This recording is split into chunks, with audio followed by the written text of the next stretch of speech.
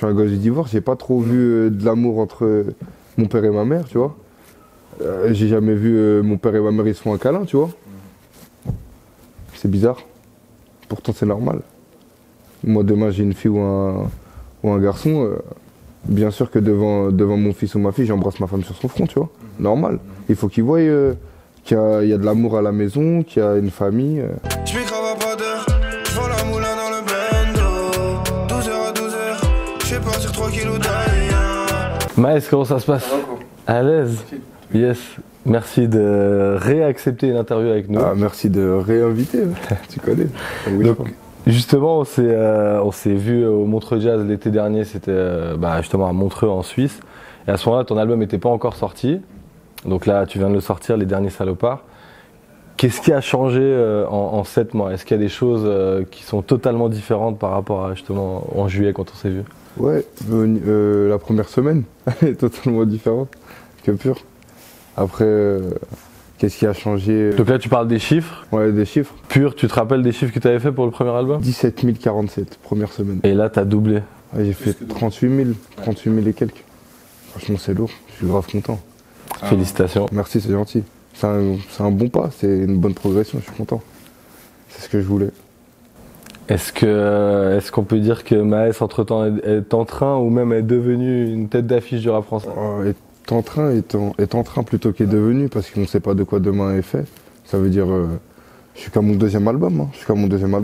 Aujourd'hui, on va dire j'ai le vent en poupe. Demain, je peux être amené à nager à contre-courant, tu vois. C'est dur. Alors justement, on va rentrer un peu évidemment dans le détail de cet album, Les Derniers Salopards.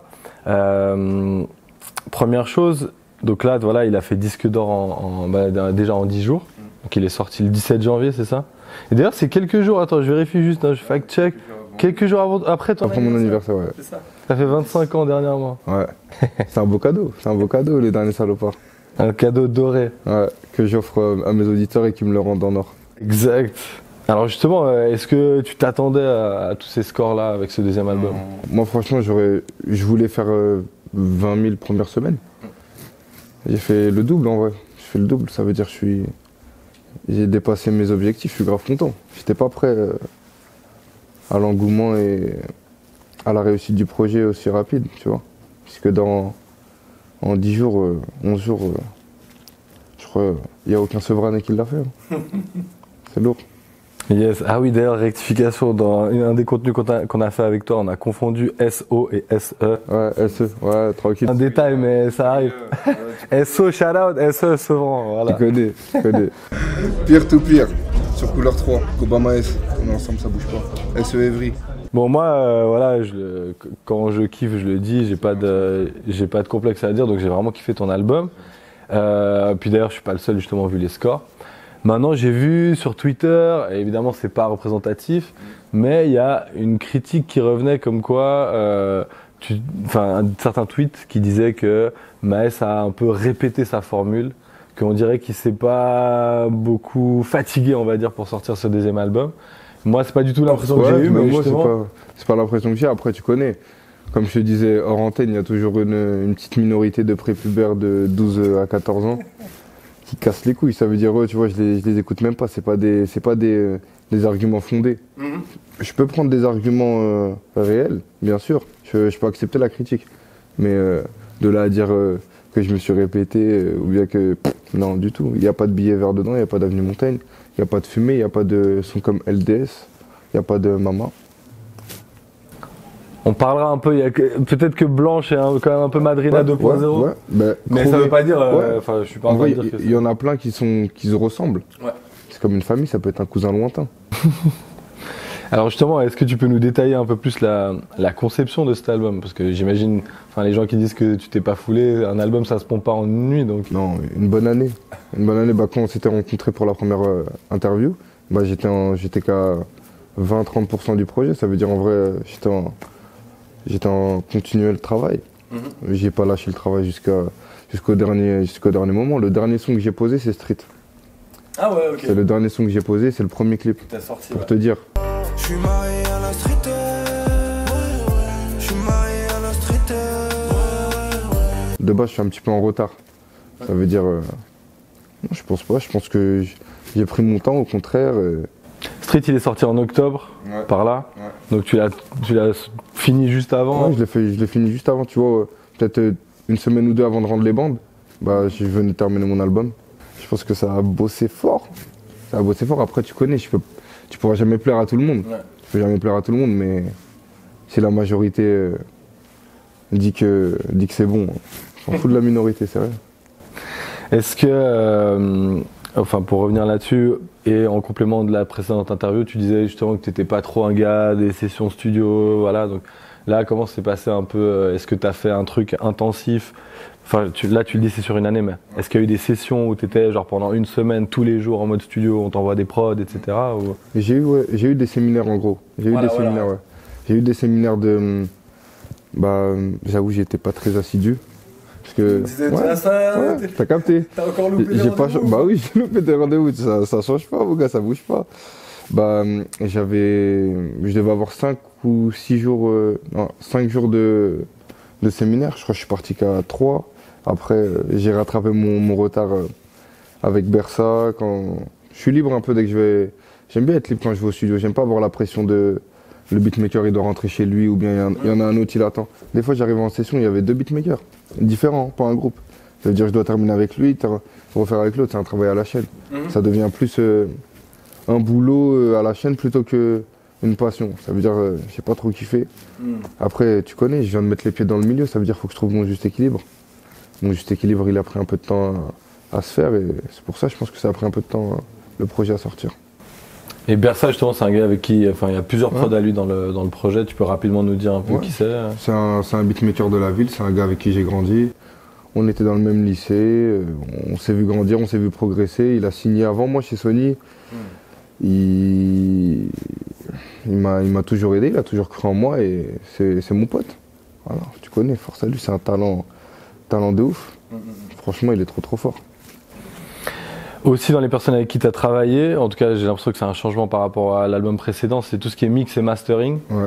Donc voilà, nous on aime bien aller regarder les détails des crédits et tout, et là c'est NKF. Ouais. Et Vincent aussi, Vincent. D'accord, ça c'est un collègue à lui ou non, c'est encore... Non, c'est le mec qui a mixé presque tout pur, si je me trompe pas. Ah voilà. Pour toujours garder ce délire d'homogénéité, si je me trompe pas. Ah, ça, t'as capté. Yes. En mode... pour faire la transition, parce que si je change trop directement, les gens ils vont peut-être pas capter c'est quoi le délire. Ouais. Ça veut dire faire une transition un peu dégradée, comme ma coupe. D'ailleurs, en lien toujours avec la précédente interview, respect aux commentaires, teinture sur calvitie, j'ai retenu, je vais plus le faire. Il a pris rendez-vous en Turquie à cause de vous, c'est pas bien. True story. Mais juste voilà, parenthèse, parce que NKF c'est quelqu'un qui a travaillé avec des pointures. En fait, il s'est un peu fait connaître avec les albums de PNL. Ensuite, il a travaillé avec Damso, Orelsan, Booba. C'est un monstre. Ouais, enfin dans sa manière de travailler, est-ce qu'il y a quelque chose qui t'a surpris? Tu t'es dit waouh, il a vraiment amené les morceaux à une autre dimension. Ouais, il a bien suivi les mises à plat, tu vois. Moi de base, dès que je fais une mise à plat, dès que je quitte le studio, je fais en sorte d'avoir une sorte de prémix avec les idées que je veux, en mode si j'entends que ma voix elle est trop basse, faire tous les petits réglages, la prod qui se baisse et tout. Plein de petits réglages que je sais pas dire avec les mots, mais quand je parle avec mon ingé son, il comprend, il me le fait, et je dis c'est ça que je voulais, en vrai. Et tu vois, comme lui il est à distance, ça a été un petit peu difficile. Et petit à petit, après, on a commencé à capter tout ce qu'on voulait. Nous deux, t'as capté, ça veut dire, moi je le dirais sur la mise à plat. Lui, il a apporté sa touche aussi. Parce que voilà quoi. Et c'est lourd. Franchement, c'est lourd. Donc NKF a recommandé comme collègue de travail. Fort. Super fort le type. On va rentrer un peu plus dans le détail des titres, les inspi, les flows, les lyrics, les références. Au niveau des références, justement, il y a le morceau Les gens disent, où tu dis à un moment mes amis, mes amours, mes emmerdes. Sacré Aznavour. Mes amis, mes amours, mes emmerdes. Bon bah déjà qu'il repose en paix et ça reprend directement un titre de Aznavour. Est-ce que c'est quelqu'un que tu as écouté en tant qu'artiste? Ouais, j'ai beaucoup écouté et j'ai beaucoup aimé. C'est C'est un artiste de la grande France hein, qui a même chanté avec des rappeurs. Il a fait un son avec Kerry James. À l'ombre du show business, il faut être optimiste, mon frère. Tous les grands mouvements ont souffert. Les poètes sont morts de faim à l'ombre du show business. C'est un bandit. Paix à son âme, encore une fois, tu connais. Et c'est un talent de ouf. On ne pourra jamais égaler un son comme La Bohème, par exemple. La mélodie, ni le timbre de voix, ni la façon de poser. Super fort. La bohème, nous ne mangions qu'un jour sur deux.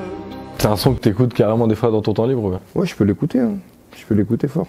Maintenant, je préfère écouter Niska, Nino, tu connais. Mais ouais, je peux l'écouter fort. J'aime beaucoup. Dans une interview récente avec Click, donc Mouloud Achour, évidemment toujours très fort dans leur contenu. Il n'y a pas tout le monde qui a compris, mais justement, toi, tu as fait une comparaison entre le rap qui décrit la réalité dure, voilà, des vies compliquées, etc. Puis justement, Aznavour, qui l'a fait à sa manière avec la chanson française. En tout cas, c'est comme ça que moi, je l'ai compris. Charles Aznavour, il parlait un peu d'un amour vers une prostituée, si je me trompe pas, La Bohème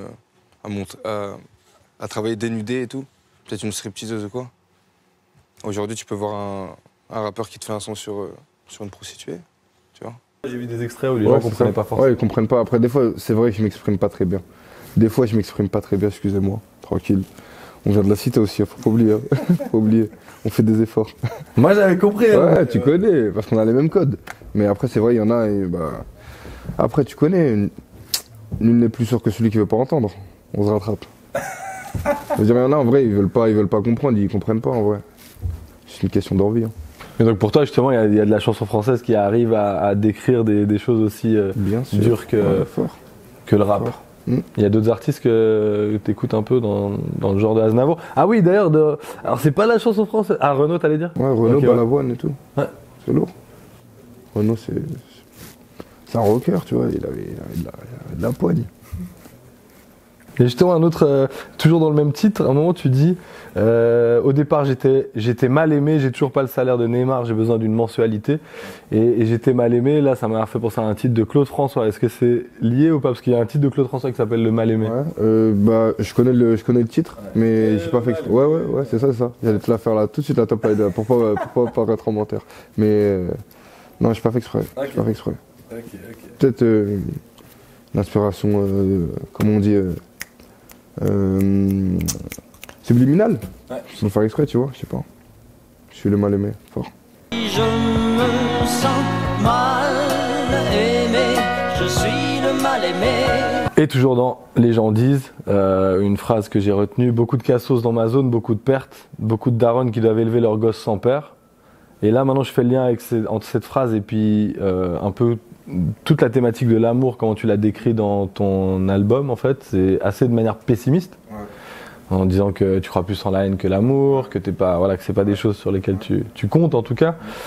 Est-ce que justement ça c'est un peu une des choses qui te fait déjà réfléchir de base à pas t'engager dans des relations, des trucs comme ça, parce que ça résulte sur ça, la vie de rue, des darons qui se retrouvent sans mari. Ouais, sans mari et qui doivent élever leurs gosses seuls. Ouais. Est-ce que vu que tu connais déjà entre guillemets la fin de l'histoire, non, je connais un scénario possible, tu préfères même pas la débuter? Bah, je vais pas dire que je préfère pas la débuter vu que moi-même je suis marié. Donc ça veut dire si j'aurais pas voulu la débuter, je me serais pas engagé dans une relation à vie, tu vois, et même après la mort. C'est plus en mode dans le délire, je suis un gosse du divorce. J'ai vu l'histoire comment ça se passe. Bah, j'ai dit je remercie Dieu d'avoir trouvé une femme avant le succès. Tu vois, c'est lourd. Ok, bah je ne savais pas justement, c'était mon cas. Scoop Color. Tu connais. Color 3. Si on reste sur toujours les influences musicales, il y a le titre Police. Bon, évidemment là-dedans tu parles du rapport entre autres avec la police, mais tu fais une comparaison aussi entre toi qui va aller soulever des gens potentiellement.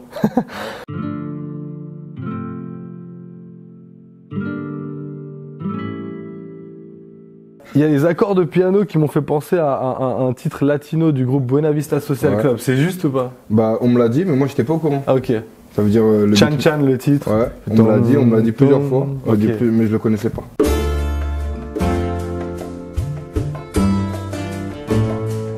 Et on m'a dit aussi que c'était, il y avait Zone Internationale, ils avaient repris un peu. Ah oui, Le- c'était Rof avec ouais. Roldan de Ouais, Orichas. ils avaient repris le truc. En gros, on m'avait expliqué comme ça. J'ai dit, ah ouais, je savais pas. Bah, lourd déjà si j'ai eu la même inspi que des grands du rap. Ouais, C'est lourd. yes. Et du coup, Chan Chan, a posteriori, tu l'as écouté ou... Non, j'ai pas écouté. Ok. J'ai pas écouté. Je te le ferai écouter préfère parce que écouter c'est Police. vraiment de la balle. je vais écouter. Franchement, c'est lourd. Maintenant, bah voilà, donc dans Police, tu parles un peu de ton rapport avec les keufs. Voilà, ça c'est la vie du quartier qui fait qu'il y a des oppositions. Et je fais le lien avec Street. Et je suis toujours bloqué en bas. Pondéreux, fus tête à tête dans le bas. C'est une true story. Bah oui, plusieurs fois. Donc, quand tu croises des policiers ou comme ça peut se confronter au point de dire, bah viens maintenant. Bien sûr. Plusieurs fois, pas que moi. La plupart des mecs de Masté, on a tous proposé un tête-à-tête à un keuf. Il y en a, ils ont accepté, il y en a, ils ont refusé. Ils sont remontés dans leur camion comme des petites poulettes. Tu connais. Et si, alors ça c'est une vraie question de curiosité, si un flic perd un tête-à-tête, qu'est-ce qui se passe? Si c'est déjà arrivé du coup, t'as déjà été témoin de ce genre de truc? Ouais, j'ai déjà été témoin de tête-à-tête perdu d'un keuf. Puis il fait quoi? Ça se tient qu'en mode ouais, bien. Jamais de la France. Jamais de la France. Jamais de la France. C'est pas à la régulière. Ah non, c'est pas à la régulière. Moi, j'ai été gagnant d'une bagarre contre un policier. J'ai couru chez moi, gars. J'ai couru chez moi pendant 3 jours. Je sortais pas de chez moi. T'es pas en guerre avec des mecs de cité. T'es en guerre avec des gens, ils t'attrapent, ils vont te mettre dans Starfall. C'est noir. Bon, maintenant t'es éloigné de ce genre d'histoire. Ah, ça termine toujours mal de toute façon pour. Bah oui, je suis éloigné, mais ça termine toujours mal pour les civils. Si un civil il s'embrouille avec un keuf, qui gagne ou qui perd, il a gagné. Ça veut dire il gagne, t'es en sang, tu peux rien faire. Porte plainte, ça va jamais passer. Il perd, il va porter plainte, et toi tu vas y passer très vite là. Tu vois. C'est 2 poids 2 mesures.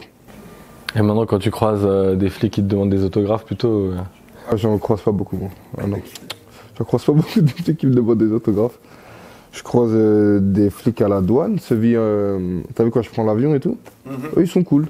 Tu vois, ceux qui sont dans le bureau là. Ils sont grave cool, ils voient le blaze. Lourd, alors c'était comment la réunion? Tu vois? C'était bien, lourd, merci chef. Vas-y, bon courage. Allez, force. C'est cool. Je fais, en restant d'ailleurs sur cette phrase, parce que ça me fait penser à une autre dans l'album, quand tu dis Condé refuse tête-à-tête dans le bat, il y a cette technique où on enlève le déterminant en fait, donc les Condé en fait. Et bon, ça c'est un peu une analyse personnelle, mais moi je me rappelle qu'un rappeur qui l'avait beaucoup popularisé, c'était justement Booba, à l'époque un peu de Futur, etc., où il disait traverse, nuage de fumée, des trucs comme ça, où il enlève un peu les déterminants. J'ai capté. Ouais. Et puis tu le refais à un autre endroit d'ailleurs, puis c'est un titre super joli, super profond, c'est Imparfait, Ouais. où tu dis, alors attends, faut que je cite Soliane est correctement. sur Apaté là. Cela n'essuiera pas mes larmes. Rien ne sera plus comme avant. Solia n'essuiera pas tes larmes. Donc Solia, c'est l'alias Ouais. de billet. Mm. Et là, t'enlèves le là. Bon, après, ensuite, il y a le verlan. Et puis, n'essuiera pas tes larmes. Rien ne sera plus comme avant. Tout le temps passé sans toi et la tempête dont j'ai semé le vent.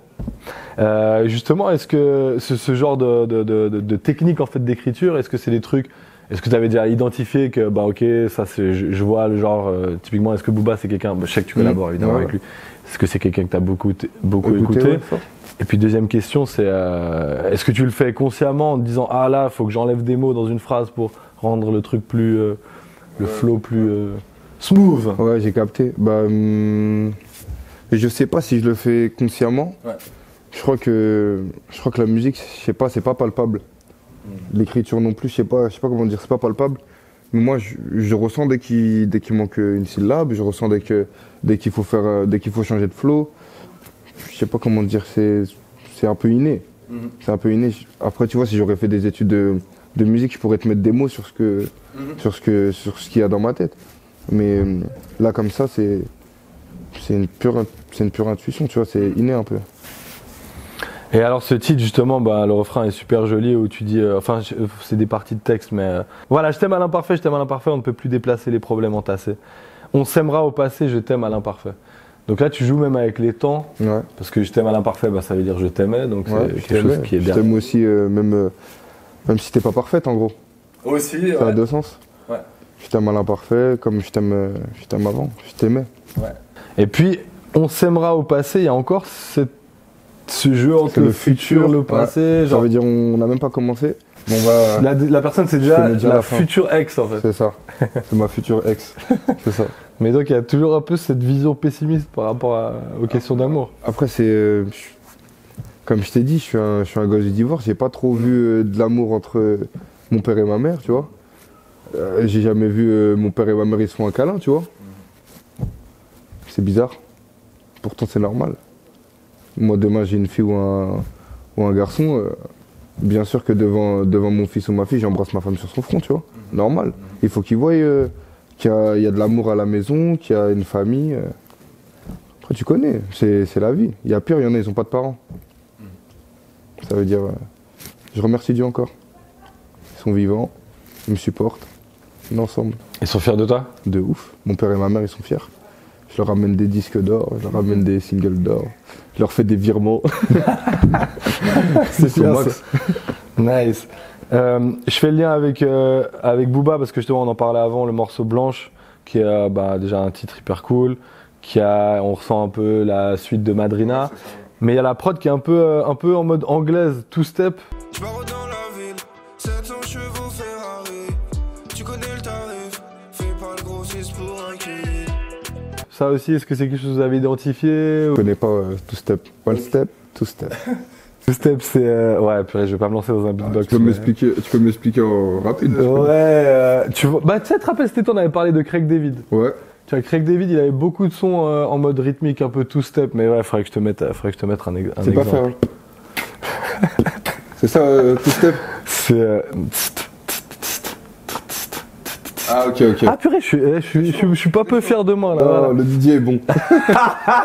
Le DJ est bon.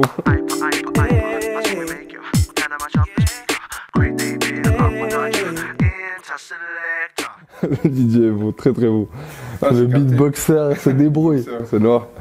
Donc voilà, ça c'est un peu garage. Après il y a le refrain qui est alors très quand même proche du truc de Madrina. Enfin, un peu la top line, L'ambiance, l'ambiance de tout ça, Madrina, ouais. Je vis à la night, elle va s'en remettre si tu savais. Blanche au caramel, si son remède. La madrina, voudrait la bague au doigt. La madrina, voudrait la bague au doigt. Le couplet de Booba, il dit on me tire dessus, j'entends des bruits. Donc ça peut être de manière indirecte une référence notamment au clip Glaive et toi Ouais, t'y étais. ça peut être de manière indirecte ou directe, il n'y a que lui qui sait, hein, Ouais. dans sa tête. Ouais. Fais à ceux qui ont sorti le glaive et à ceux qui ont pas j'ai le bout. L'alcool sur la table, c'est pour les jours. Je suis pas ébou, j'ai trop d'argent, je n'arrive plus. Mais hamdoullah, j'ai tout. Je suis comme ça en termes d'insider, un peu comment s'est passé ce tournage de Glaive. Est-ce que vu de l'intérieur vous avez senti des tensions? Rien du Absolument tout. pas. Justement pas, on était une centaine pendant le clip. Il y avait même des Ultra Paris, ça veut dire c'était jovial.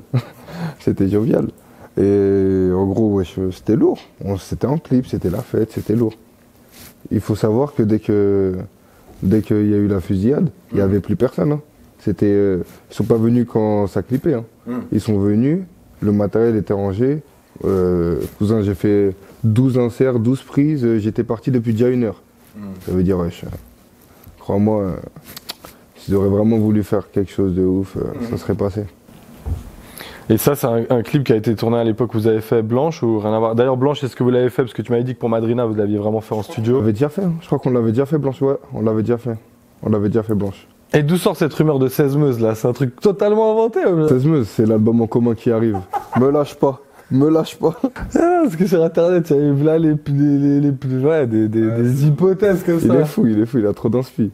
Ah, mais ça, c'est lui qui a lancé ce truc Bah de 16 oui. meuses. Ok, d'accord. Il a trop d'inspi. Ça peut être qui? C'est lui le professeur inspi.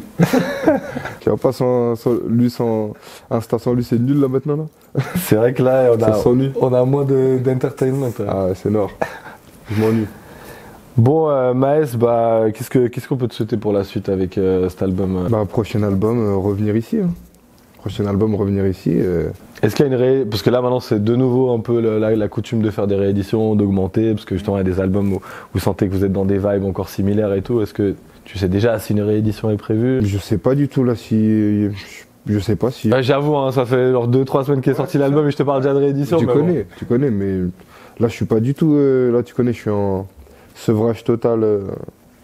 Ça veut dire que j'essaye de faire abstraction de tout et me concentrer que sur ma tournée, la promo. Et quand le temps viendra, ça veut dire en même temps je vais prendre plein d'informations et je vais voyager, je vais voir autre chose, je vais prendre de l'inspiration, il y a jamais de perte en vrai. Et quand je vais sentir que c'est le bon moment, je vais le sentir de moi-même.